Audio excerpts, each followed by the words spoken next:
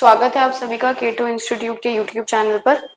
और आज हम डिस्कस करने वाले हैं क्लास 12th के सॉल्यूशंस चैप्टर का अगला टॉपिक, जिसका नाम है वैन हॉफ फैक्टर।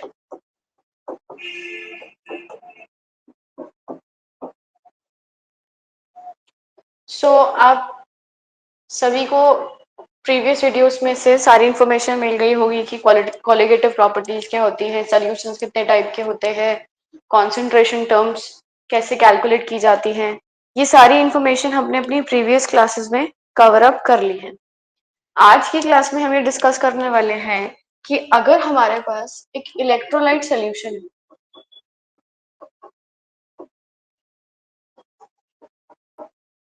इलेक्ट्रोलाइट क्या होता है। इलेक्ट्रोलाइट एक ऐसा सब्सटेंस होता है जो डिसोसिएट करता है इनटू इट्स आयंस।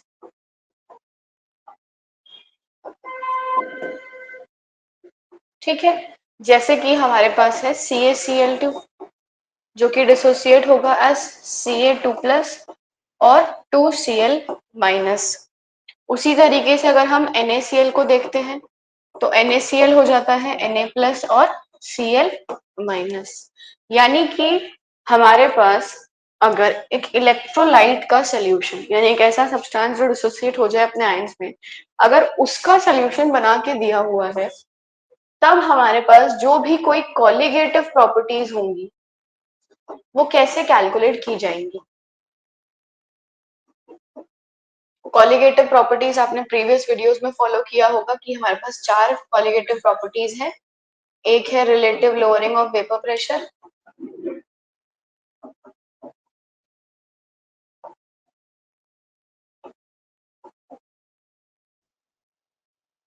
दूसरी प्रॉपर्टी है हमारे पास depression and freezing point,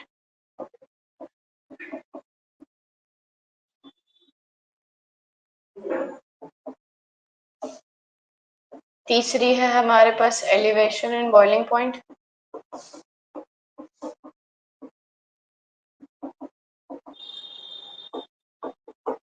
and the last we have is the osmotic pressure.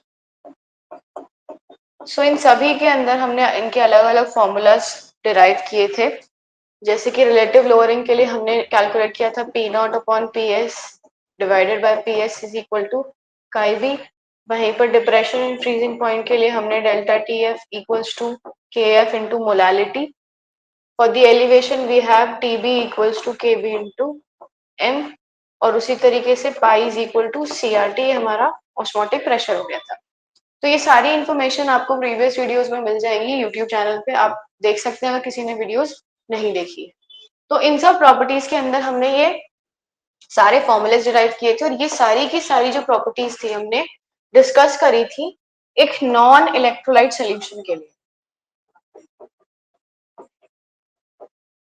Non electrolyte solution जैसे कि मैं कह सकती हूँ ग्लूकोज हो गया, फिर हमारे पास यूरिया हो गया है, फिर हमारे पास एंथ्रासीन हो गया है। तो ये सारे उस तरीके के कंपाउंड्स हैं जो आयंस में डिसोसिएट नहीं होते। अब फॉर एग्जांपल ऐसा सोचिए कि हम NaCl की कॉलिगेटिव प्रॉपर्टी निकाल रहे हैं। सपोज कीजिए हम कैलकुलेट कर रहे हैं elevation and boiling point.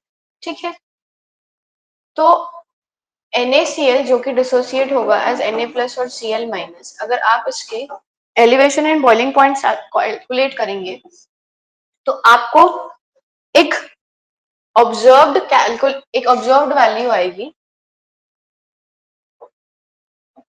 Delta TB की।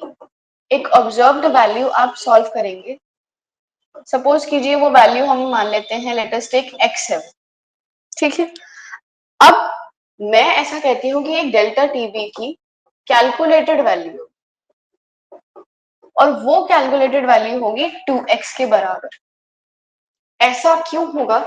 क्योंकि NaCl जो है वो डिसोसिएट हो रहा है इनटू 2 आयंस, वो Na+ बना रहा है और Cl माइनस बना रहा है।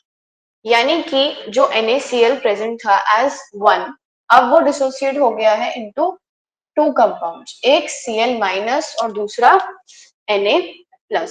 इसकी वजह से जो इसकी कैलकुलेटेड प्रॉपर्टीज हैं वो ट्वाइस टाइम्स हो जाएंगी of the observed value.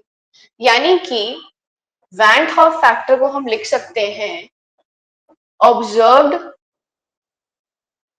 or we can write it in this way that number of ions after dissociation upon the number of ions before dissociation. यानी कि NaCl जो डिसोसिएट हो रहा था एज Na प्लस और Cl minus, अब जो ions बन गए डिसोसिएट होने के बाद वो दो हैं और इनिशियली इसके एक ही मोल थे, तो I की वैल्यू हमें मिल जाती है 2/1 that is equal to 2 for the molecule of NaCl।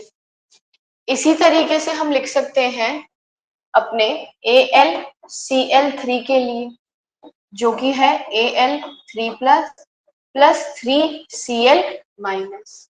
तो अगर मुझे I की वैल्यू लिखनी होगी तो वो I की वैल्यू क्या बन जाएगी, the number of ions after the dissociation, और वो कितने हैं हमारे पास, 1 of the aluminium and 3 of the chlorine. तो टोटल हो गए 1 plus 3, initially there were only 1, तो अपॉन 1 हो जाएगा, तो टोटल I की वैल्यू मुझे मिल जाएगी 4। इसी तरीके से हम कह सकते हैं CaCl2 के लिए, Ca2 plus 2Cl minus, initially एक था, अब एक कैल्शियम का हो गया है और दो Cl माइनस के, इनको सम अप करेंगे तो I की वैल्यू आ जाएगी 3/1 दैट इज इक्वल टू 3। ठीक है, लेट अस सी अनदर एग्जांपल, जैसे कि K4FeCN6, यानी ये कोऑर्डिनेशन कंपाउंड है हमारे पास, पोटेशियम हेक्सासाइनोफेरेट, जिसको हम पोटेशियम फेरोसाइनेट भी बोलते हैं। ये काफी इंपॉर्टेंट केमिकल कंपाउंड है हमारा लैबोरेटरी के लिए। ये अगर डिसोसिएट होगा तो क्या बनेगा, 4 पोटेशियम के आयंस प्लस FeCN6 -1, यही बनेगा। अब इसी तरीके से हम I की वैल्यू निकाल सकते हैं। यहाँ पे 4 पोटेशियम के आयंस है, एक हमारे पास कोऑर्डिनेशन यानी अनायनिक पार्ट है, 4 कैटायन के पोर्शंस है, इनिशियली एक था, तो I की वैल्यू हो जाएगी 4 + 1/1 that is again 5। So I जो है that is nothing, that is just the dissociation, यानी कि आयंस जो डिसोसिएट हो गए हैं upon the initial number of ions. अब पॉइंट ये आता है कि ये सारे जो केसेस हमने पढ़े हैं, ये हम सारे के सारे केसेस उनके लिए पढ़ रहे हैं जब हमारे पास 100% डिसोसिएशन है, जब आपका कोई भी इलेक्ट्रोलाइट 100% डिसोसिएट हो रहा है, यानी इनिशियली अगर 1 लिया है तो 1 का फाइनल कंटेनर में अगर हम मेजर करेंगे तो उसका अमाउंट 0 बचा हुआ है, तब हम वैल्यूज कैलकुलेट करें। अगर सपोज कीजिए कि 100% डिसोसिएशन नहीं है,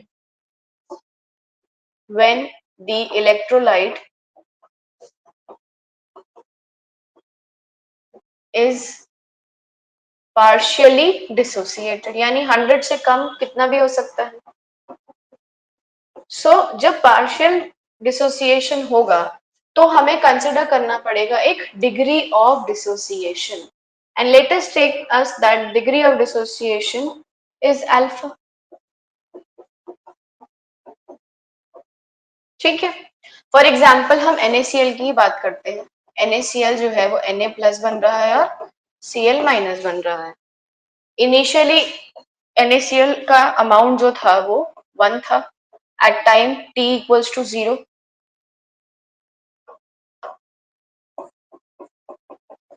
और सोडियम और क्लोराइड आयन दोनों का ही 0 कॉन्सेंट्रेशन था। अब जब डिसोसिएशन हुआ पार्शियली, लेट अस टेक कि हम टाइम t पर आ गए हैं और कुछ अमाउंट NaCl का डिक्रीज हो गया, उतना ही अमाउंट Cl- और Na+ का फॉर्म हो गया है। दिस इज द परसेंटेज, यानी this represents the number of ions, यानी कि after dissociation we have the sum of all the ions, that is alpha plus alpha 1 minus alpha. So we will get 1 plus alpha as the number of particles after dissociation.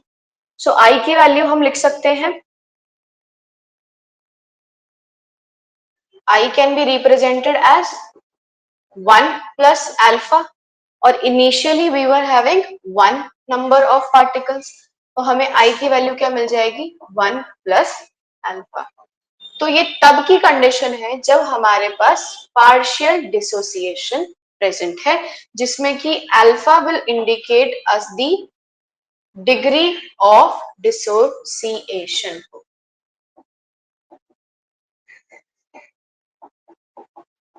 साथ में ही I will be the van't Hoff factor. I hope आप सभी को ये point समझ आ गया हो। अब हम इस फॉर्मूले को ही जनरलाइज कर सकते हैं कि अगर सपोज कीजिए हमारे पास कोई भी पार्शियली डिसोसिएटेड इलेक्ट्रोलाइट आ जाती है, तो उसका हम जनरलाइजेशन जो है वो किस बेसिस पे कर सकते हैं। जनरलाइजेशन फॉर डिसोसिएशन, कि अगर आपसे नॉर्मली पूछा है कि कोई इलेक्ट्रोलाइट डिसोसिएट हो रहा है, तो उसके लिए आप डायरेक्ट फॉर्मूला को किस तरीके से यूज करके कैलकुलेट कर सकते हैं अपना वैन हाफ फैक्टर, या फिर आपके एग्जाम में अगर आपसे अल्फा की वैल्यू पूछता है यानी डिग्री ऑफ डिसोसिएशन की पूछता है, तब भी आप उसको कर। कि हमारे पास एक इलेक्ट्रोलाइट है AB और that is getting dissociated as A plus and B minus, ठीक है। अब सपोज कीजिए इनिशियली इसका अमाउंट 1 था, इन दोनों का अमाउंट 0 था एट T इक्वल्स टू 0। जब डिसोसिएशन स्टार्ट हुआ तो सपोज कीजिए हम टाइम T पर पहुंच गए हैं, तो ये 1 माइनस अल्फा हो जाएगा, ये अल्फा हो जाएगा और ये अल्फा हो जाएगा। अब सपोज कीजिए कि यहाँ पर आपके पास हम I की वैल्यू निकालेंगे तो हो जाएगी 1 minus alpha upon alpha, that is 1। तो ये I की वैल्यू आ जाएगी 1 प्लस अल्फा अपॉन 1, ठीक है। अब अगर इसके अंदर हमारे पास n number of moles mentioned होते, तो यहाँ पर एक n A प्लस आयन आ जाता और n B माइनस आयन आ जाता। उसी तरीके से यहाँ पर एक n आ जाता और यहाँ पर एक n आ जाता, तो ये पूरा का पूरा फैक्टर जो है वो मल्टीप्लाई हो जाता है एक n से, जिसको हम रीअरेंज करके लिख सकते हैं alpha that is equal to n plus alpha n। यानी कि ये बन सकता था हमारे पास कि जब हमारे पास एक n नंबर ऑफ पार्टिकल्स हैं, तो यहां पर ये जो 1 की वैल्यू है ये भी मल्टीप्लाई हो जाती है एक n से। तो ये हमारा एक जनरलाइजेशन हो जाता इन टर्म्स ऑफ अल्फा। कैसे कि अल्फा जो आ जाता वो हमारे को रीअरेंज होकर आ जाता as I minus 1 upon n minus 1, इस तरीके से कि अगर आपसे अल्फा पूछा है तो अल्फा के टर्म्स में, I के टर्म्स में पूछा है तो आप I के टर्म्स में इसको निकाल सकते थे। आई होप आपको ये फॉर्मूला समझ आ गया हो। आप इसको I के टर्म्स में लिखना चाहते हैं तो वैसे लिख सकते हैं, A के टर्म्स में लिखना चाहते हैं तो आप वैसे लिख सकते हैं। बट इतना जरूर ध्यान रखिएगा कि अल्फा जो है वो डिग्री ऑफ डिसोसिएशन है,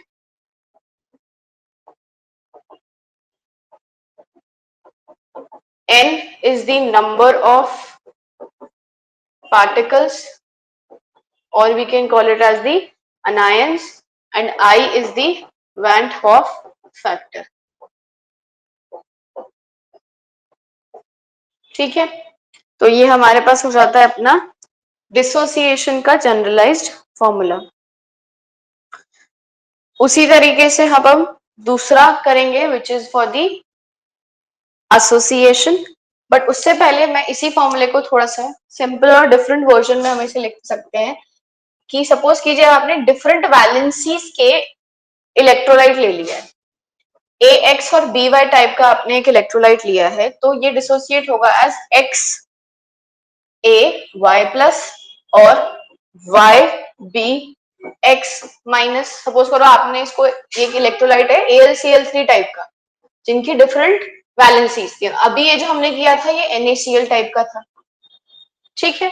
तो यहाँ पर जो है इसमें जनरलाइजेशन कैसे बनेगा कि अगर आप इक्विलिब्रियम पर जाते हैं तो ये एट टाइम t वही सेम स्टेप्स हम रिपीट करेंगे। इसका अमाउंट 1 था, ये 0 0 था। जब आपने डिसोसिएशन कर लिया है कुछ परसेंटेज का, तो वो 1 माइनस अल्फा टाइम्स हो गया है, और ये आपके पास हो गया है x alpha and this is y alpha. Now if you right the total number of particles after dissociation, so that can be written as 1 minus alpha plus x alpha plus y alpha, that is the total number of particles at time t, इन सबका सम, ठीक है। अब next point आता है आई की value, वो हो जाएगी after dissociation the number of particles upon the initially, that was 1। तो आई की वैल्यू सिंप्लीफाई होके, अल्फा की वैल्यू सिंप्लीफाई होके आ जाएगी as i minus 1 upon x plus y minus 1, where x plus y is nothing, it is just the number of ions. So ये हमारे पास हो जाता है जनरलाइज फॉर्मूला, जिसमें हम कैलकुलेट कर रहे हैं अपनी अल्फा की वैल्यू एक ऐसे इलेक्ट्रोलाइट के लिए जो कि डिफरेंट वैलेंसी सस्टेन करता है।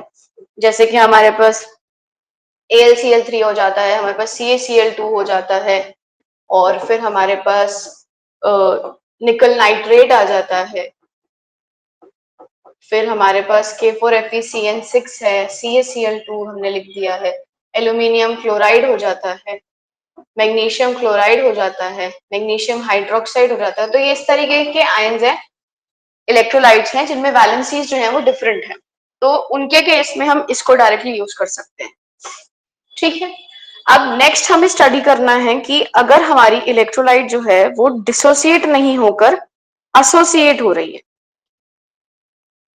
यानी the next case that we are going to discuss is the association of an electrolyte, कि जिसमें कि आपके पास एक इलेक्ट्रोलाइट जो है वो नंबर ऑफ आयंस उसके बढ़ने की बजाय घट रहे हैं।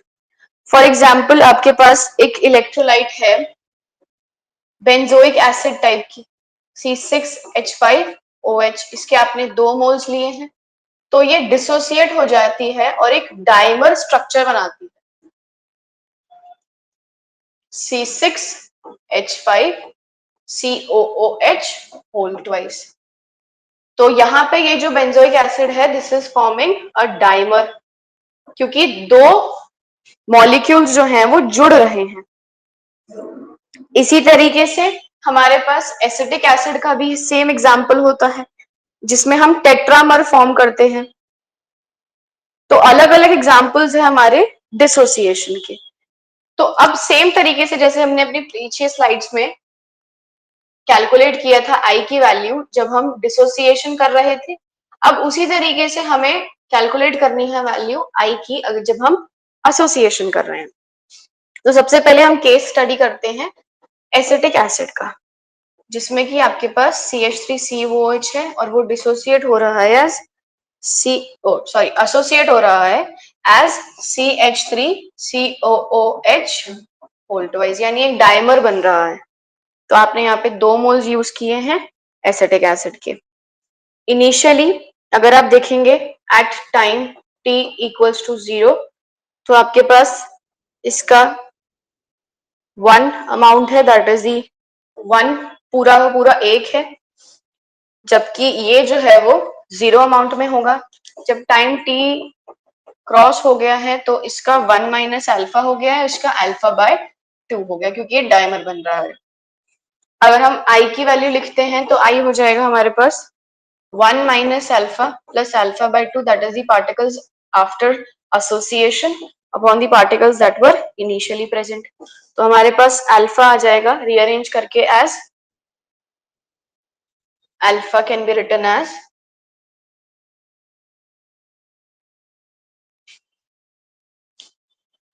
alpha will be 2 1 minus I. तो ये हो जाता है हमारे पास for the case of association. तो एसोसिएशन जो है बेसिकली ये कहता है कि अगर सपोज करो आपके पास एक कॉलिगेटिव प्रॉपर्टी आपने डेल्टा टीवी की इसके लिए ऑब्जर्व करी थी, लेटेस्ट एक हमने उसको y ले लिया, तो जो डेल्टा टीवी कैलकुलेटेड आएगी आपके पास that should be equal to y by 2, क्योंकि जो मॉलिक्यूल है वो डाइमर बना रहा है, तो जो कॉलिगेटिव प्रॉपर्टीज हैं that will decrease by an amount of half. ये रिप्रेजेंटेशन होती है हमारे पास स्पेसिफिकली अगर हम बात करें एग्जांपल हमारा एसिटिक एसिड का जो कि डाइमराइज करता है। तो एसोसिएशन के लिए भी हम जनरलाइज फॉर्मूला कैलकुलेट करते हैं जैसे हमने डिसोसिएशन के लिए किया था, that is the generalisation for association of an electrolyte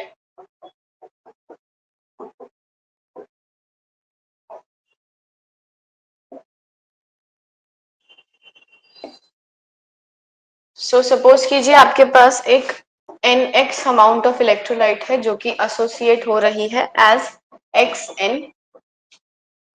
initially जब हम बात करते हैं 0 पर तो इसका 1 है, इसका 0 है। जब टाइम t क्रॉस हो चुका है तो ये 1 माइनस अल्फा हो गया है और we can write it as 1 minus x और ये हमारे पास x by n हो गया है। Let us take alpha only because we have taken alpha in the previous slide also. अब जो मॉलिक्यूल्स हैं या फिर टोटल मोल्स या particles after association, those are 1 minus alpha upon alpha n, और इसको हम सिंप्लीफाई फर्दर करेंगे जब हम i की वैल्यू लिखेंगे। i हो जाएगा हमारे पास 1 minus alpha plus alpha n upon 1, initially 1 था तो हमारे पास इसको सिंप्लीफाई करके जो हमारा एसोसिएशन का फॉर्मूला बन जाएगा as i equal 1 minus alpha common ले सकते हैं हम इधर, तो अल्फा कॉमन आ जाए और हमें मिल जाएगा ये 1 upon n minus 1। So this can be written as in the terms of alpha. अगर हम इसको लिखते हैं तो हमें मिल जाएगा ये alpha equals to i minus 1, alpha equals to i minus 1 upon 1 upon n minus 1। इस तरीके से हम इसको सिंप्लीफाई करके लिख सकते हैं। हमने बेसिकली क्या किया है, इस 1 को रीअरेंज कर दिया है इस तरफ और फिर हमने डिवाइड कर दिया, यानी इस स्टेप को हम ऐसे लिख सकते हैं i minus 1 equals to alpha 1 upon n minus 1 and then this whole term is shifted towards the left hand side. तो हमें ये अपना फॉर्मूला मिल जाता है अल्फा का, जिसमें फिर से हमारे पास n जो है that is the number of particles, i is the Van 't Hoff factor and alpha is the degree of dissociation। Alpha हो जाएगा degree of association, I is the Van 't Hoff factor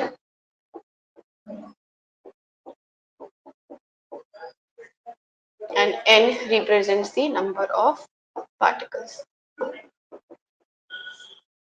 ठीक है, सो ये हमारे पास अपना association और dissociation दोनों के लिए वैल्यूज आ जाती है। अब अगर आप अपने प्रीवियस स्लाइड की तरफ देखते हैं तो हमने लेक्चर के स्टार्टिंग में लिखी थी सारी की सारी कॉलिगेटिव प्रॉपर्टीज। ये हमने उनके लिए मेंशन की थी जब हमारे पास एक नॉन इलेक्ट्रोलाइट सॉल्यूट है। इसी के अंदर हम चेंजेस कर देंगे जब हमारे पास एक इलेक्ट्रोलाइट सॉल्यूशन आ जाता है, यानी कि we can write the colligative properties for electrolytic solution, जिसमें हमने एक इलेक्ट्रोलाइट को मिक्स कर दिया है। उन टाइप के सॉल्यूशंस के लिए अगर हमें कॉलिगेटिव प्रॉपर्टी निकालनी है तो हम उसे किस तरीके से सिंप्लीफाई कर सकते हैं। ठीक है, तो करना कुछ नहीं है, क्योंकि हमने कहा है कि जैसे इलेक्ट्रोलाइट सॉल्यूशन आ जाएगा तो एक वैन हॉफ फैक्टर जो है वो इंक्लूड करना पड़ेगा। तो सिर्फ और सिर्फ ये सारी की सारी वैल्यूज बदल जाएंगी। Relative lowering of vapour pressure, जो कि हमारे पास था P naught minus P upon P naught, where P is the pressure of the solution. तो इसके अंदर एक आई मल्टीप्लाइड हो जाएगा, बस मोल फ्रैक्शंस, इतना डिफरेंस आ जाएगा। वहीं पे अगर हम अपनी दूसरी कॉलिगेटिव प्रॉपर्टी की बात करें, that is the elevation in boiling point.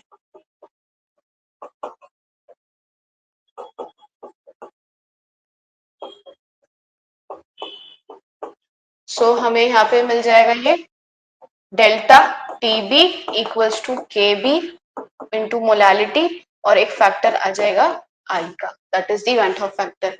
उसी तरीके से डिप्रेशन एंड फ्रीजिंग पॉइंट भी रीअरेंज हो जाएगा।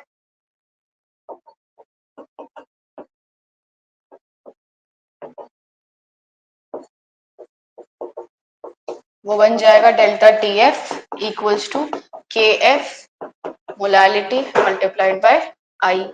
और लास्ट सबसे simple, which is the osmotic pressure and the very most important colligative property, इससे आपको अपने एग्जाम में काफी सारे क्वेश्चंस मिल जाते हैं, which is the pi equals to C RT, और इसमें भी एक फैक्टर आ जाएगा I का। तो सारी की सारी कॉलिगेटिव प्रॉपर्टीज अगर आप अपने इनिशियल फॉर्मूले से कंपेयर करेंगे तो सिर्फ और सिर्फ एक आई वाले फैक्टर से जो है ये मल्टीप्लाई हो जाती है। और क्वेश्चन में आपको ये आइडेंटिफाई यानी क्लियरली इंडिकेटेड रहता है क्वेश्चन के अंदर कि आपके पास एक इलेक्ट्रोलाइट सॉल्यूशन है या फिर एक नॉन इलेक्ट्रोलाइट सॉल्यूशन है। जैसे कि हम अपना पहला एग्जांपल करते हैं, जिसमें हमें बोला हुआ है कि हमें कैलकुलेट करना है the elevation in boiling point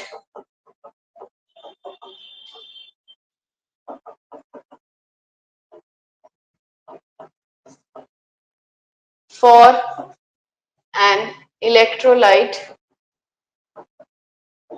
NaCl which is dissolved in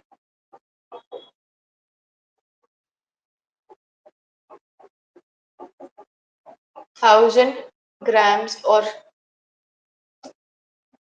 of CH4, where you are given the value of Kb as 1.86। ठीक है, सो अगर आपसे इस तरीके से कोई क्वेश्चन आता है जिसमें आपको बोला है elevation and boiling point calculate करना है एक इलेक्ट्रोलाइट का जिसको डिसॉल्व किया है आपने 1000 ग्राम्स ऑफ CH4 में। ठीक है, और इसमें हमें एक और इंफॉर्मेशन गिवन है कि the electrolyte added is 35.5 grams. ठीक है, यानी कि वेट ऑफ सॉल्यूट दे दिया है, वेट ऑफ सॉल्वेंट प्रेजेंट है, केबी की वैल्यू हमें गिवन है। केबी आई होप आप सभी को पता होगा, that is the molal elevation constant, और इसकी यूनिट जरूर ध्यान रखिएगा क्योंकि आपका एग्जामिनर आपसे क्वेश्चन इस तरीके से पूछ सकता है that what is the value of molar elevation constant. तो मोलर एलिवेशन कांस्टेंट की जो यूनिट है that is kelvin KG mole inverse. ठीक है, तो अब हम इस क्वेश्चन को आगे फर्दर करते हैं। क्वेश्चन के अंदर हमें वेट ऑफ सॉल्यूट जो है वो गिवन है, और सॉल्यूट जो है हमारे पास दैट इज अराउंड 35.5 ग्राम्स। यहीं पे ही हम इसका मोलर मास भी कैलकुलेट कर लेते हैं, that is of sodium 23 and chlorine that is 35.5। तो अगर हम इन दोनों को सम अप करेंगे तो हमें वैल्यू मिल जाएगी 58.5 ग्राम पर मोल। ठीक है, उसके बाद हमें वेट ऑफ सॉल्वेंट जो है वो मेंशन्ड है, दैट इज 1000 ग्राम्स, इरिस्पेक्टिव की वो मीथेन है या कुछ भी है। उसके बाद हमें अपना फॉर्मूला यूज करना है, delta T B is equal to K B into molality multiplied by i, क्योंकि एक इलेक्ट्रोलाइट क्लियरली मेंशन्ड है मुझे अपने क्वेश्चन के अंदर। यहाँ पे क्लियरली मेंशन है एक इलेक्ट्रोलाइट है NaCl का। Calculate the elevation and boiling point for an electrolyte solution, ठीक है, which is prepared by dissolving, which, थोड़ा सा हम इसे करेक्ट कर देते हैं, which is prepared by dissolving in 1000 grams of methane। ठीक है, ये था हमारा क्वेश्चन। अब हमें I की वैल्यू निकालनी है, तो I जो है वो NaCl के लिए हमारा हो जाएगा Na प्लस और Cl माइनस, सो I आ जाएगा हमारे पास 2, विच इज वेरी इंपॉर्टेंट। अब सारी वैल्यू सब्स्टिट्यूट कर देंगे, डेल्टा टी बी हो जाएगा Kb that is 1.86 into molality that is 35.5, weight of the solute upon the molar mass of solute multiplied by the weight of solvent, it is given in grams, तो ऊपर आ जाएगा एक factor of kilogram और एक factor आ जाएगा 2 due to the I। 1000 से 1000 cancel हो जाएगा, तो हम इसको सिंप्लीफाई करेंगे, that is 35.5 multiplied by 1.86 and then we have to divide it by 58.5, so हमें डेल्टा टीवी की वैल्यू अप्रोक्सीमेटली मिल जाएगी 1.12 केल्विन। ठीक है, सो इस तरीके से आप अपने आई की वैल्यू के थ्रू क्वेश्चन को सॉल्व कर सकते हैं। सो क्विकली लेट्स रिवाइज जो हमने आज डिस्कस किया है आज के लेक्चर के अंदर, जो कि सबसे इंपॉर्टेंट पार्ट है हमारे इस चैप्टर का, क्योंकि काफी बार एग्जामिनर जो है वो आपको ट्रिकी क्वेश्चन दे देता है जिससे आप समझ नहीं पाते हैं कि आपको इलेक्ट्रोलाइट है या नहीं है, क्योंकि काफी बार वो नॉन इलेक्ट्रोलाइट या इलेक्ट्रोलाइट वर्ड जो है वो मेंशन करे ऐसा नहीं, बट आपको ये अंडरस्टूड होना चाहिए कि यूरिया जैसे, ग्लूकोज जैसे, एंथ्रेसीन जैसे और हमारे जितने भी ऑर्गेनिक कंपाउंड्स, अगर मैं सिंपल लैंग्वेज में समझाऊं, वो सारे के सारे नॉन इलेक्ट्रोलाइट टाइप के होंगे। ठीक है, फ्रक्टोज हो गया, ग्लूकोज हो गया, अमीनो एसिड्स हो गए, इस तरीके के। जबकि अगर NaCl जितने भी आयनिक कंपाउंड्स हैं वो सारे इलेक्ट्रोलाइट होंगे। तो ये एक जनरल क्लासिफिकेशन जैसे हम समझ सकते हैं।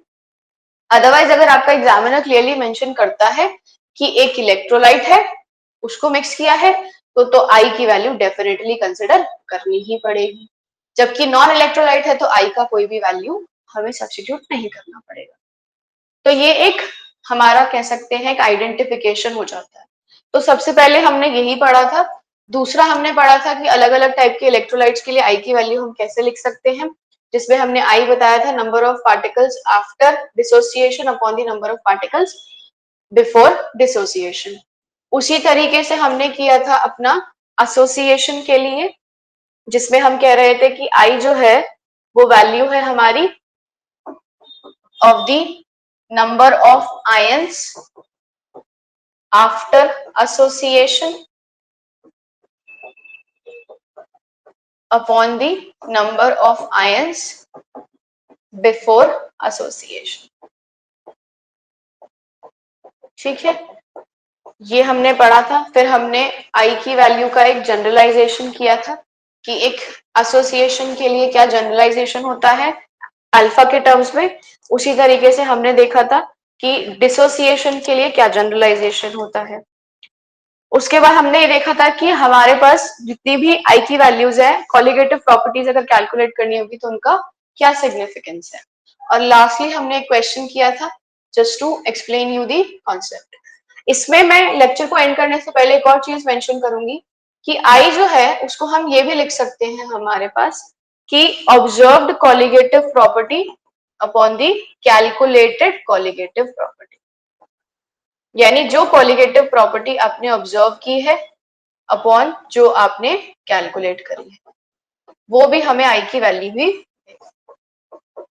क्योंकि आपने जो नंबर ऑफ पार्टिकल्स निकाल रहे हैं इसी तरीके से निकाल रहे हैं कि आपने पहले डिसोसिएशन करा या एसोसिएशन किया, वो आपने ऑब्जर्व किया, और एक आपकी वैल्यू थी इनिशियली जो कि आप 1 ले रहे थे for the electrolyte in terms of number of ions. So I hope आप सभी को आज की वीडियो में सारे के सारे पॉइंट समझ आ गए हैं। नेक्स्ट लेक्चर में हम डिस्कस करने वाले हैं न्यूमेरिकल्स। आई होप आज की वीडियो पसंद आई हो, तो आप चैनल के ऊपर सब्सक्राइब कर सकते हैं ताकि आपको नेक्स्ट वीडियो के लिए नोटिफिकेशन मिल जाए, और जो भी कोई आपके डाउट्स होंगे आप उनको प्लीज कमेंट सेक्शन में मेंशन कीजिएगा और लाइक कीजिएगा। Thank you.